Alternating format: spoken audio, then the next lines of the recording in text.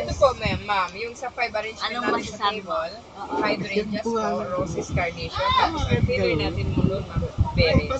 Ano nga ilalagay natin? Filler na maganda. Neng! Kunin mo nga yung ano, yung Queen Anne's at saka berries. Target Pagkita mo paper lang lang kayo. talaga yan kasi sa dito sa dapat maganda. Ayaw ko kasi baka po ang kausap.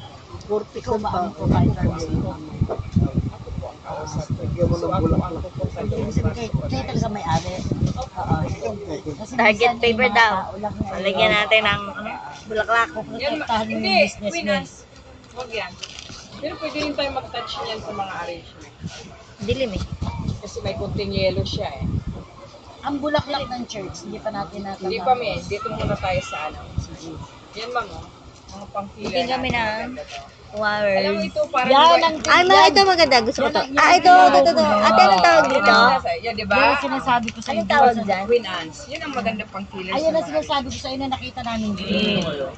Tsaka yan, yung berries Yan na anak. yan. Ay, kunin mo. Yan ang ano, gagamitin ko mga pang-filler dyan. Kasi sa motif nyo bagay yan.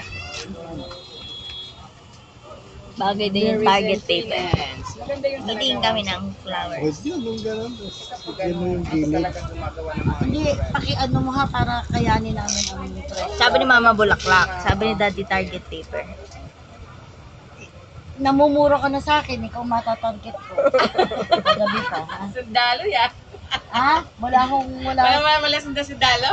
Mama, yung target Hindi paper ako daw kaya. na yung gamitin yung hugis tao. Tapos lalagyan daw ng bulaklak na. Okay na daw yun, Ma. Teka muna, ano na yun Okay, saan na tayo ma'am? Teka muna. Sa church na tayo, Hindi. sa altar. Magkano total niyan? Wala pa tayo, ito pa lang tayo sa arrangement eh.